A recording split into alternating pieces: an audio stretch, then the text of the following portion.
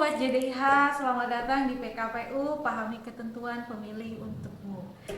Pada episode kali ini kita akan membahas tentang PKPU series podcast tentunya untuk mengajak Sobat JDIH memahami ketentuan pilkada berdasarkan regulasi yang berlaku, sekaligus mengulas peran lembaga penyelenggara dalam menjaga kualitas demokrasi di daerah. Sobat JDIH, saya Nia Najmiatun selaku Kadif Hukum dan Pengawasan KPU Kabupaten Majalengka akan memandu jalannya podcast kali ini dengan topik peran dan fungsi Bawaslu dalam pengawasan pilkada sebagaimana diatur dalam Undang-Undang Nomor 1 Tahun 2015 tentang penetapan peraturan pemerintah pengganti Undang-Undang Nomor 1 Tahun 2014 tentang pemilihan gubernur, bupati, dan wali kota menjadi undang-undang. Sobat JDIH, menariknya undang-undang atau Perpu ini sudah diubah sebanyak 3 kali, terakhir dengan Undang-Undang Nomor 6 Tahun 2020. Tentunya sebelum kita lanjut pada podcast kita kali ini, hadir kembali dari Bawaslu Kabupaten Majalengka, Bapak Pauji Akbarudiansyah. Selamat datang kembali Bapak, ini berarti yang kedua kalinya. Yang kedua kalinya, terima kasih Bu. Ya. Yang kedua kalinya hadir bersama kita setelah sebelum di podcast kita sebelumnya kita membahas tentang Undang-Undang Pemilu. Tentunya kali ini kita akan membahas Undang-Undang Pilkada. Pak Pauji, sehat ya Pak Pauji? Alhamdulillah sehat walafiat Bu Nia.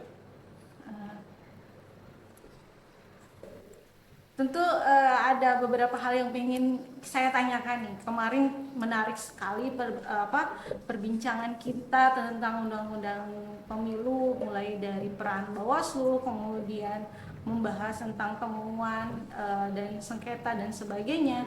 Nah, mungkin sepertinya undang-undang pemilu dan undang-undang pilkada ini nggak jauh beda ya tentang bagaimana peran dan fungsi Bawaslu. Untuk sebagai pembuka nih, bagaimana sih Bawaslu memaknai peran dan kewenangannya dalam pengawasan pilkada sebagaimana diatur dalam Undang-Undang Pilkada? Apakah ada perbedaannya dengan pengawasan yang dilakukan Bawaslu dalam pemilu? Ada perbedaan dan menurut saya cukup signifikan karena kalau di Undang-Undang 7 tahun 2017 cenderung Bawaslu dikuatkan karena Bawaslu sudah tidak memberikan lagi rekomendasi pada pelanggaran administratif ke KPU, tapi putusan sifatnya. Tapi di Undang-Undang Pilkada sebelum ada putusan Mahkamah Konstitusi, Bawaslu hanya bersifat ketika terdapat pelanggaran administratif itu hanya meneruskan rekomendasi kepada KPU Kabupaten Majalengka. Itu menurut saya perbedaan yang cukup signifikan dari sisi kewenangan Bawaslu. Tapi selebihnya tugas dan kewajiban Bawaslu tidak terdapat perubahan kecuali di wewenang itu. Oke, mungkin saya mau keluar sedikit dari undang-undang pilkada ini. Mungkin dari Sobat JDH juga merasa penasaran. Sekarang kan kita tidak sedang dalam tahapan pilkada, tentunya. Dalam masa tahapan maksud saya bukan dalam masa tahapan pilkada ini, fungsi pengawasan Bawaslu pada saat di luar tahapan dan saat tahapan ini apakah ada perbedaan? Tentu ada perbedaan karena sebagian besar di Undang-Undang Pilkada maupun di Undang-Undang Pemilu tugas pengawasan Bawaslu itu terdapat pada tahapan pemilu, tapi bukan berarti kemudian Bawaslu absen ketika tidak ada tahapan, karena sejatinya sebagaimana kita tahu bahwa KPU di luar tahapan sedang melakukan proses pemutakhiran daftar pemilih berkelanjutan. Maka fungsi pengawasan Bawaslu pada saat ini salah satunya adalah melakukan proses pengawasan daftar pemilih berkelanjutan. Kami melakukan beberapa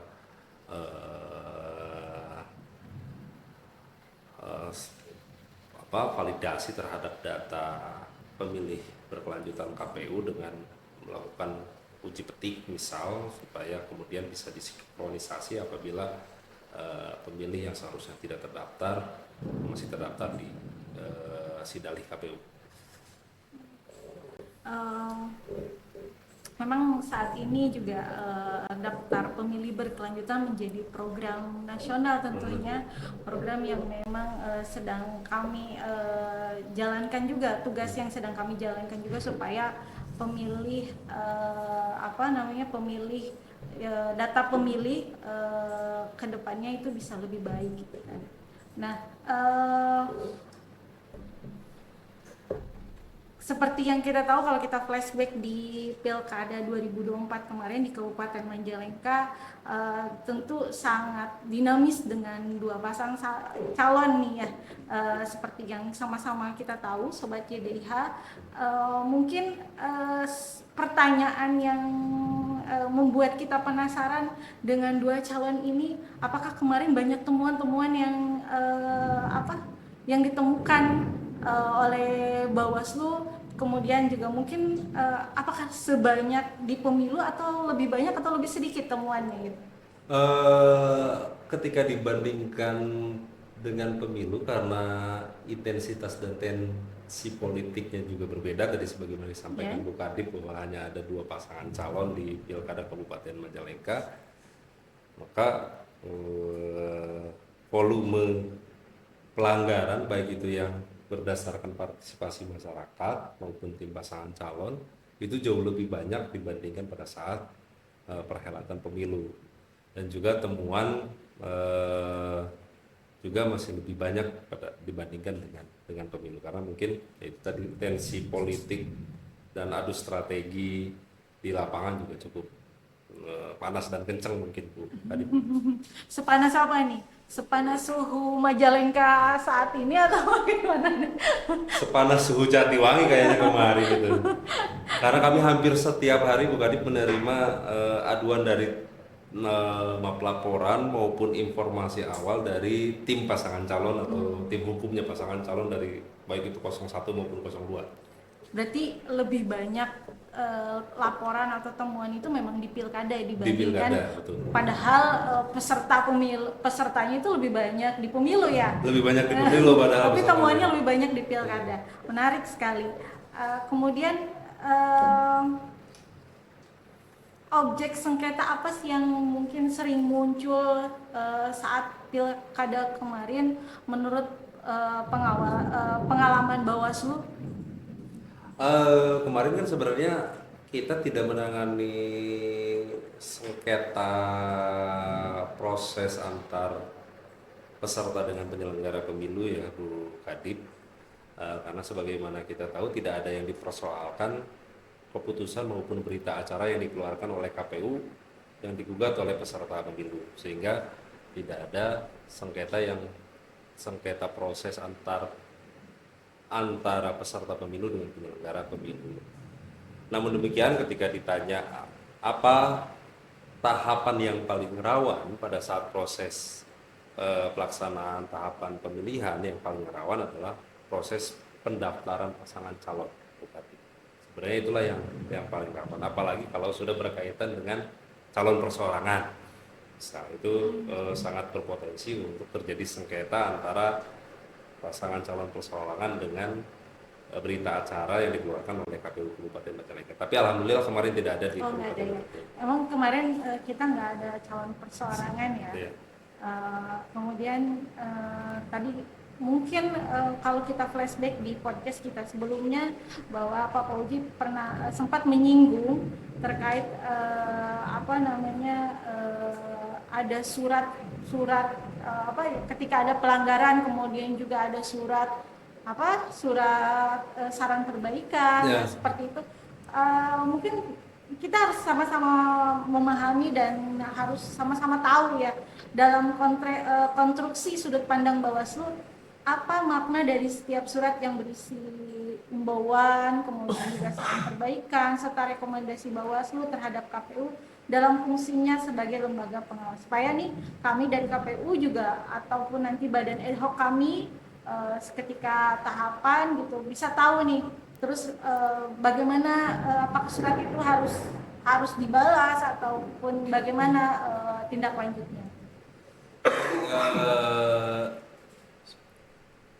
Konstruksi hukum pemilu di Bawaslu memang terutama konstruksi pengawasan yang kemudian berefek pada konstruksi hukum di Bawaslu memang sudah bergeser dibanding pada periode sebelumnya, bahwa saran perbaikan itu dulu tidak masuk pada term pencegahan tapi lebih pada masuk di term penindakan. Tapi kemudian pada periode kepemimpinan pimpinan Bawaslu hari ini, bahwa saran perbaikan itu masuk pada term pencegahan, sehingga ketika Bawaslu mengirimkan surat saran perbaikan kepada KPU, maka domainnya itu sudah tidak pada term penindakan, tapi di term pencegahan.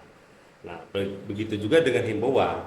Himbauan Bawaslu adalah bagian daripada mitigasi persoalan yang kemungkinan potensial dihadapi di kemudian hari. Nah, apabila kemudian Bawaslu mengirimkan 2 jenis surat itu ke KPU, apakah perlu dibalas atau tidak?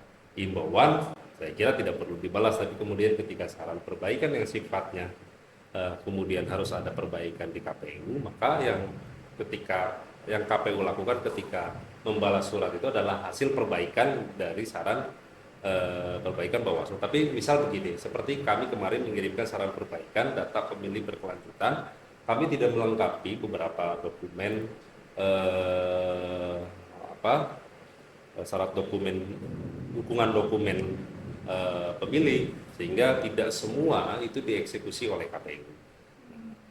Jadi tidak semua saran perbaikan Bawaslu juga bisa dieksekusi KPU karena KPU punya standar dan prasyarat tertentu misalnya gitu.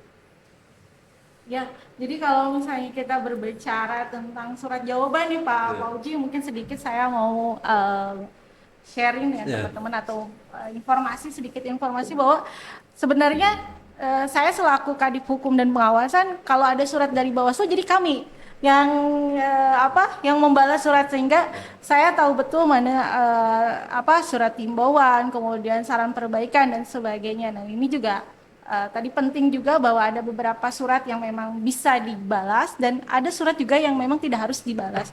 Dan tentunya ketika kami membalas surat jawaban dari Bawaslu tentunya harus berdasarkan data, dan memang Bawaslu sendiri ketika ada saran perbaikan memang harus dilengkapi dengan alat bukti atau dengan dokumentasi ataupun alat dukung lainnya, supaya kami juga bisa menindaklanjuti saran perbaikan itu sesuai dengan data yang diserahkan oleh Bawaslu. Betul. Seperti itu. Jadi memang saya kalau misalnya dapat surat, kalau bahasa tren kita surat cinta dari Bawaslu, saya senang. Surat cinta dari adik kandung bukan? Surat cinta dari Bawaslu saya sangat senang karena dari situ kita bisa bisa sharing masalah artinya ya. Baik. Oke, selanjutnya nih, dalam kerangka hukum baik itu dalam masa pilkada ataupun pemilu secara kelembagaan, kita kenal bahwa Bawaslu mempunyai pengawasan aktif dan pasif. Nah, ini sering kali kita dengar bahwa Bawaslu mempunyai pengawasan aktif dan pasif. Nah, mungkin tapi hanya beberapa mungkin yang paham apa sih perbedaan pengawasan aktif dan apa perbedaan pengawasan pasif gitu kan. Ini mungkin penjelasan sedikit bahwa aktif artinya provokatif. Bawaslu tanpa harus menunggu adanya laporan dari masyarakat melakukan pengawasan. Izin mungkin kalau nanti saya menjelaskannya salah nanti dikoreksi saja Pak Perdip. Kemudian kalau pasif artinya Bawaslu juga dapat bertindak berdasarkan laporan atau temuan dari pihak lain. Nah, mungkin boleh dijelaskan apa bentuk nyata yang Bawaslu Majalengka sudah lakukan berkaitan dengan bentuk pengawasan aktif dan pasif. Ini baik itu yang telah dilakukan pada saat tahapan pemilu atau pilkada kemarin ataupun pada saat sekarang non-tahapan. Kalau pengawasan aktif dan pasif, saya baru dengar ya Bu Kadip, tapi mungkin itu memang terminologi yang dibuat oleh Bu Kadip. Pengawasan Bawaslu berkaitan dengan aktif dan pasif tadi, kemudian saya tafsirkan bahwa pengawasan aktif itu mungkin yang dimaksud adalah upaya pengawasan secara langsung yang dilakukan oleh pengawas pemilu, sehingga ketika terdapat dugaan pelanggaran oleh peserta pemilu maupun oleh penyelenggara lainnya bisa langsung pengawas pemilu eksekusi. Tapi kemudian ketika terminologinya disandingkan dengan dugaan pelanggaran, bahwa pengawasan pasif itu dilakukan oleh masyarakat dan melaporkan kepada Bawaslu, kemudian itu justru kami sebut sebagai pengawasan partisipatif. Karena di pengawasan partisipatif salah satunya adalah mendorong masyarakat ketika menemui dugaan pelanggaran yang terjadi di tahapan pemilu itu melaporkan kepada Bawaslu. Nah, lalu kemudian apa yang sudah dilakukan oleh Bawaslu? Itu yang pertama yang dilakukan oleh Bawaslu dalam pengawasan aktif dan pasif. Kita gunakan diksi itu sajalah. Pengawasan aktif tentu pertama adalah merekrut Badan Ad hoc Bawaslu untuk ikut serta dalam mengawasi tahapan penyelenggara pemilu. Selain di rekrut, kemudian juga kami berikan pelatihan supaya kemudian juga kerja-kerjanya lebih berintegritas dan akuntabel tentunya. Lalu kemudian apa yang dilakukan dalam meningkatkan pengawasan pasif Bawaslu, kebetulan ada di core bisnisnya divisi saya juga kami melakukan beberapa varian pengawasan partisipatif seperti kampung anti politik uang di Desa Maja Selatan, lalu juga kemudian kami bekerja sama dengan desa seni di Jati 7, lalu kemudian juga kita bekerja sama dengan beberapa OKP seperti PMI, HMI dan juga GMNI, IMM, KPUI dilibatkan dalam pengawasan partisipatif, dan juga tentu tidak lupa penyandang difabel sebagai bagian juga yang harus Bawaslu rangkul. Jadi Bawaslu juga mengajak atau merangkul berbagai elemen masyarakat, juga OKP gitu kan. Menarik sekali, dan artinya bahwa pengawasan itu bukan hanya bisa dilakukan oleh Bawaslu, tapi seluruh elemen masyarakat juga bisa ikut melakukan pengawasan, terutama pada saat tahapan pemilu maupun tahapan pilkada. Kalau kita flashback kembali nih ke Pilkada 2024, tentunya banyak momen maupun banyak hal yang terjadi yang yang membuat kita sebagai penyelenggara mungkin ada beberapa hal yang harus mungkin dievaluasi dan sebagainya, itu kan. Apa kesan dan pesan ataupun tantangan yang telah dihadapi oleh Bawaslu dan mungkin perlu ditingkatkan atau dievaluasi dari pengalaman penyelenggaraan Pilkada tahun 2024 kemarin? Tentunya karena tadi Pak Fauji sampaikan bahwa Pilkada kemarin cukup panas, sepanas suhu Jatiwangi. Mungkin pasti kan ada pesan dan kesan serta tantangannya. Mungkin bisa disampaikan kepada Sobat JDIH. Ya, yang pertama tentu kami menganjurkan supaya kemudian tidak terjadi polarisasi lebih dari 2 pasangan calon, tentunya supaya meringankan kita sebagai penyelenggara pemilu juga, dan juga masyarakat juga tidak terpolarisasi. Kalau bisa teman-teman partai politik juga menjajaki dimulai hari ini. Lalu kemudian berkaitan apa yang menjadi evaluasi Bawaslu pada pelaksanaan pemilihan kepala daerah kemarin, tentu pertama pada saat pendaftaran pasangan calon memang tidak berjalan begitu lancar, tidak ada ekses. Lalu kemudian pada saat tahapan pemutahiran daftar pemilih, kami di beberapa kecamatan mengalami kesulitan terhadap akses data terutama, lalu juga kemudian berkaitan kadang kan di bawah itu karena ada Panwasam dan PPK-nya merasa terus diawasin dan dirisi begitu. Padahal kemudian maksud Panwaslu kecamatan adalah memberikan saran tanpa kemudian mengintervensi kewenangan di masing-masing lembaga tentunya, karena ada zona intoleran juga, karena KPU juga punya kewenangan, PPK punya kewenangan, Bawaslu punya kewenangan, kecamatan juga, PPK Panwasan juga punya kewenangan. Lalu kemudian di persoalan data pemilih ini kami juga temukan beberapa persoalan yang justru kita harapkan di kemudian hari, tapi alhamdulillah ternyata pada DPB kali ini dikonfirm terakhir di pleno DPB kemarin, ternyata si Dalis sudah diupdate ke DPT online begitu. Mudah-mudahan juga kemudian saat keluar DP4 di pemilu mendatang juga tidak lagi yang sudah di TMS-kan oleh KPU tiba-tiba kemudian pada saat proses sinkronisasi DP4 dengan DPT terakhir tiba-tiba jadi hidup lagi dan harus dimutakhirkan lagi begitu. Mudah-mudahan patokannya tetap DPT KPU gitu ketika sudah, karena selama non tahapan ini kita mutakhirkan, seharusnya kemudian itu bisa menjadi tindak lanjut kita. Lalu yang kedua, pada saat kampanye kami temukan juga banyak sengketa proses antar peserta karena dua calon. Jadi kalau di Bawaslu itu kan ada sengketa antara peserta dengan penyelenggara pemilu, dan juga ada sengketa antar peserta. Nah, ada yang misal baliho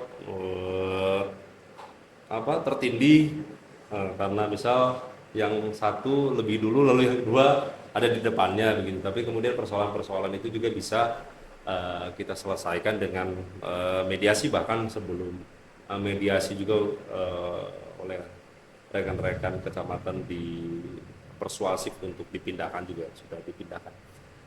Nah, itu salah satu tantangan yang kemudian juga strategi pengawasan juga harus jauh lebih adaptif. Kemudian kita bukan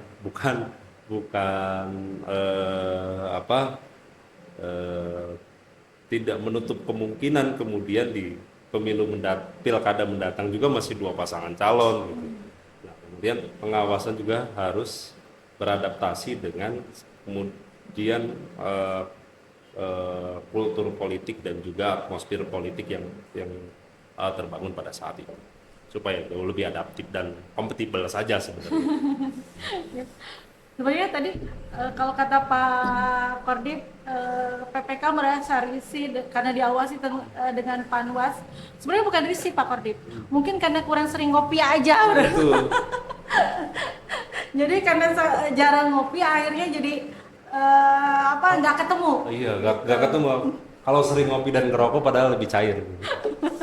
Tentu apa yang tadi Pak Kordip sampaikan, juga apa yang memang saya sampaikan juga, bahwa Bawaslu dan KPU ini jangan menjadi Tom and Jerry, harus menjadi mitra strategis, harus menganggap bahwa surat cinta yang dilayangkan oleh Bawaslu itu adalah bagian dari kasih sayang atau controlling kepada KPU gitu kan.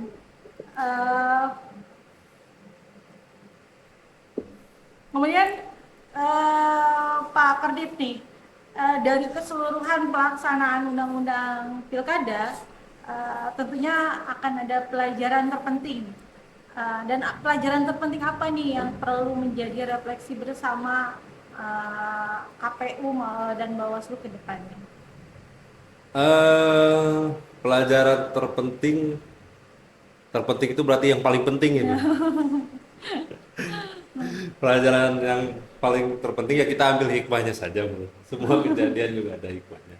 Tapi kemudian ketika ditanya apa pelajaran atau belajar dari fenomena apa, kita sehingga ini menjadi krusial dan menjadi pembelajaran kita bersama pada saat tahapan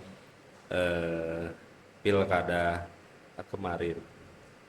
Yang pertama, kalau kita ingat kemudian antara KPU dan Bawaslu ada selisih paham terkait peraturan Komisi Pemilihan Umum tentang kampanye, karena berbeda dengan pandangan Bawaslu, berbeda dengan PKPU-nya begitu. Siapakah yang sebenarnya menjadi stakeholder dalam pelaksanaan kampanye, lalu kemudian misal dalam soal APK saja, gimana siapa kemudian yang berwenang itu, apakah Bawaslu atau KPU. Nah, kemudian yang seharusnya tentu kami berharap pada pimpinan kita di atas, karena Bawaslu itu bersifat mirroring, seharusnya selain lembaganya juga mirroring, kalau KPU tidak ada kerjaan ya Bawaslu juga tidak ada kerjaan. Tentu di non tahapan ini ada pemutahiran daftar pemilih berkelanjutan sesuai amanat dengan undang-undang, sehingga kita juga tugas dan fungsinya mirroring ke KPU. Dan tentu kami berharap bahwa ke depan juga supaya tidak ada bias terhadap tafsir peraturan, juga seharusnya baik KPU maupun Bawaslu ya senada, supaya kita juga kemudian secara tanggung jawabnya kita memang terpisah, tapi kemudian kita bisa lakukan secara bersama-sama karena ada fungsi pengawasan yang melekat pada saat proses tahapan itu. Jadi tafsir yang sama pada satu prasa peraturan itu saya kira penting untuk menghindari perdebatan yang membuang-buang energi begitu untuk kedepannya. Jadi nanti KPU dan Bawaslu Majalengka itu harus sering kopi morning bareng kalau pas tahapan itu untuk menyamakan persepsi terkait dengan peraturan. Siap. Menarik sekali kalau kita berbicara aturan, apalagi di Bawaslu ada Perbawaslu, kemudian di KPU juga ada PKPU gitu kan. Tafsiran yang berbeda tapi memiliki tujuan yang sama sebenarnya. gitu. Pak Kordip, mungkin sebelum menutup nih podcast kita kali ini, ada satu pertanyaan terakhir nih yang ingin saya tanyakan kepada Pak Kordip selaku pimpinan Bawaslu. Aspek apa dalam undang-undang pilkada yang perlu diperkuat agar pengawasan pilkada ke depan semakin efektif, efisien, dan semakin baik tentunya? Aspek yang paling penting dalam pengawasan pilkada pertama adalah roadmap pengawasan itu sendiri. Artinya strategi pengawasan pada setiap tahapan Bawaslu harus memetakan terlebih dahulu. Yang kedua, Bawaslu tidak bisa ANSIS secara mandiri, secara sendiri melakukan proses pengawasan. Harus melibatkan seluruh elemen dan stakeholder, terutama karena sebenarnya bahwa pengawasan esensinya adalah milik rakyat. Tentu masyarakat yang harus lebih aktif bersama Bawaslu dalam pengawasan pemilu. Jadi 3 hal itu yang kemudian bisa memasifitaskan proses pengawasan pemilu. Yang pertama adalah roadmap pengawasannya, strategi pengawasannya. Yang kedua adalah membangun kerjasama, sinergitas, kolaborasi dengan berbagai pihak termasuk masyarakat. Lalu yang ketiga adalah masyarakat yang harus bersama-sama dalam proses pengawasan pemilu. Baik, tentunya kita sama-sama sepakat fungsi Bawaslu sebagai pengawasan, kemudian juga KPU sebagai pelaksana dari penyelenggara atau pelaksana dari pemilu maupun pilkada gitu kan. Kita mempunyai visi dan misi ataupun tujuan yang sama, bagaimana mensukseskan pemilu dan pilkada ini berjalan dengan baik, kemudian juga sesuai dengan peraturan perundang-undangan, sesuai dengan konstitusi yang berlaku. Pak Kordip, terima kasih banyak atas waktunya. Tentunya menarik sekali podcast kita kali ini, pengalaman yang menarik yang sudah KPU maupun Bawaslu selesaikan di Pilkada 2024. Semoga Pilkada selanjutnya juga akan lebih baik lagi. Terima kasih banyak Pak Kordip. Baik, sehat selalu. Terima kasih. Salam buat seluruh pimpinan Bawaslu. Semoga kedepannya kita akan ada lagi podcast selanjutnya ya Pak Kordip, karena nanti bagian Bu Kadip yang ke Bawaslu. Siap. Siap hadir. Siap. Baik, terima kasih banyak Sobat JDIH. Dari perbincangan kita kali ini semakin jelas bahwa penyelenggara pemilu dan pilkada tidak bisa lepas dari kerja bersama KPU dan Bawaslu. KPU berperan sebagai pelaksana setiap tahapan sesuai regulasi, sedangkan Bawaslu menjalankan fungsi pengawasan untuk memastikan seluruh proses berlangsung tertib, adil, dan sesuai hukum yang berlaku. Hubungan kerja yang selaras antara KPU dan Bawaslu menjadi fondasi penting dalam menghadirkan pemilu dan pilkada yang berkualitas, serta dipercaya masyarakat.